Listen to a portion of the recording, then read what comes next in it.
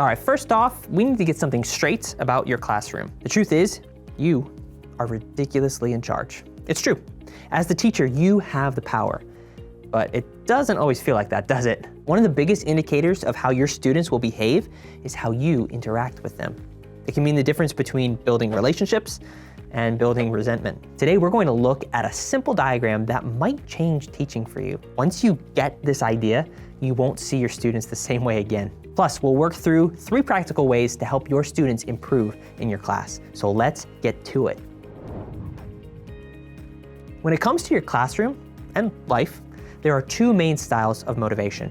These philosophies are summed up in 2 words: push and pull. The push approach is when you have a goal for your students and then you put pressure on them to achieve that goal.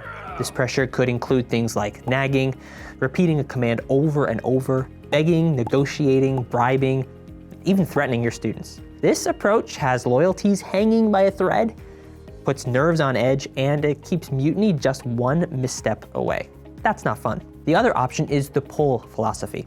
This is when you have a goal for your students and then you encourage and inspire them to achieve that goal. You lead them to the goal, acting as a role model for what you want. You call them up to a higher level of behavior and learning, and then you help cause a desire for that goal to awaken in them, and then you support and guide them along the way. The result is a group of students that are mostly excited to learn, high in motivation and energy, and that are making consistent progress. Obviously, we all know which one we want, so how do we get there? Before we get to the practical steps, there's one thing you have to know first, otherwise the rest of this won't work. And what you have to understand is the power of your expectations. You may have heard the phrase, you get what you expect. While this can't be 100% true, it's actually way closer to reality than we might realize. A famous study has shown that the grades of certain students in a class improve solely because of the expectations their teacher had for them and the actions that followed as a result. That means that average kids from the same class with the same teacher got radically different grades just because of what the teacher chose to think about those different students. There's a simple framework that encapsulates this idea, and it's called the Pygmalion effect. You might be more familiar with the term self-fulfilling prophecy, but it's the same thing. And it goes like this: your beliefs about your students influence how you interact with them. That makes sense. Your interaction with them then impacts how they see themselves. How they see themselves influences their interactions with you, and their interactions with you then reinforce your view of them. And thus, you get what you expect. What's fascinating is that the cycle can be either positive or negative based largely on where it starts. So for example, if the child acts out because of his poor perception of himself, that could negatively affect your beliefs, which then in turn alters your behavior towards him. This then reinforces his negative beliefs about himself, which leads to a negative self-fulfilling prophecy. This means that you as the teacher must decide beforehand that you will choose to believe the best about your students. If you wait to see what they're like, they will begin the cycle and you will be left responding to their behavior, which then puts them in charge. But when you go in with a predetermined positive belief, you start the cycle. And if you're consistent, this will force them to respond to what you believe about them, which will then begin to change their behavior. Remember, the student will rise or fall to the level of your truest expectations. So if you secretly believe that your students can't learn and that you're wasting your time, that belief will become a reality. However, if you have a fundamental belief in their ability to change, more specifically in God's ability to change them, then you will keep on going when others quit. You will refuse to give up on even the toughest child, even if they've given up on themselves.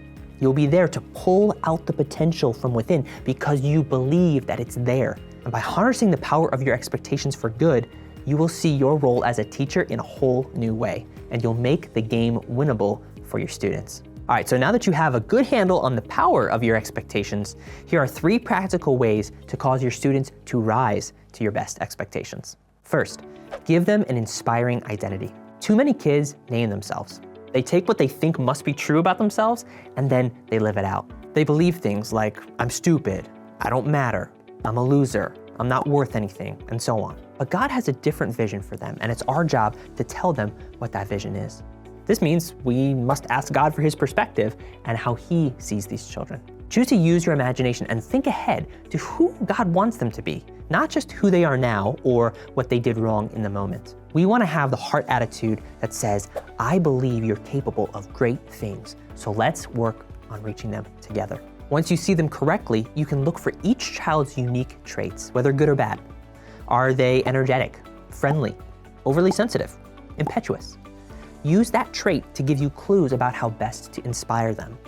Find the good or the potential good in that main quality, and then cast a vision for their identity. And this can be done for both the short term and the long term. So for example, for the short term, you might say, hey, you are a leader, or you're a good friend. Wow, you're a hard worker, or you're a good protector. For long term, you could say, hey, I believe that you're gonna make a great father someday, or I think you're gonna change people's lives with your leadership. Choose to be consistent and keep at it.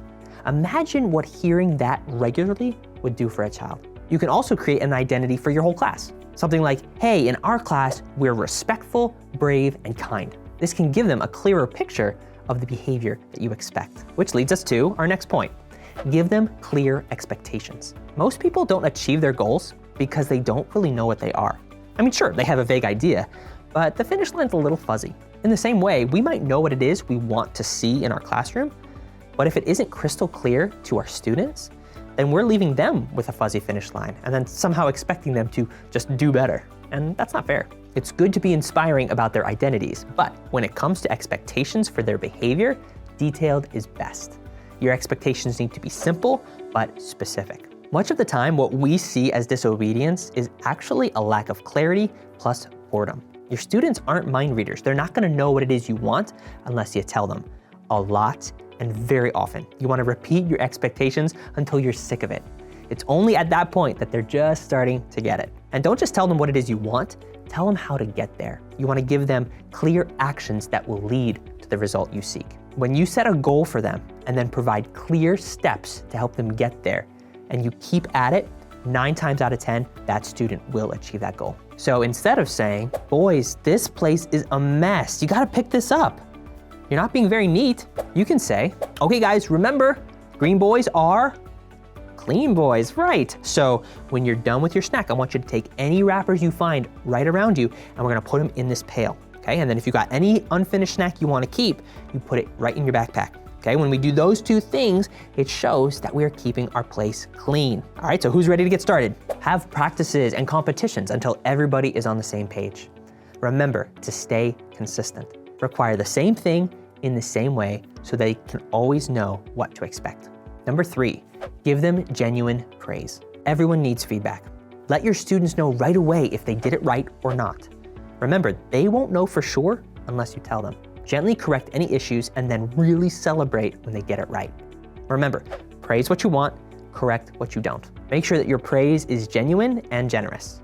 And praise them for the right choice they made, not just for the result itself. Liberally praising and rewarding kids for behavior that meets your expectations helps them feel like they're making progress. And this makes it a little bit more likely that they'll repeat the same good behavior next time. So make sure to make it a big deal. Learn to praise your students correctly by checking out this video. Remember, you are ridiculously in charge of your classroom. If things aren't going the way that you want, you might need to examine your approach. When you take the time to expect great things from your students and then make your expectations crystal clear and achievable, it will give your students the opportunity and the desire to rise to the occasion and meet those expectations. Thanks for watching.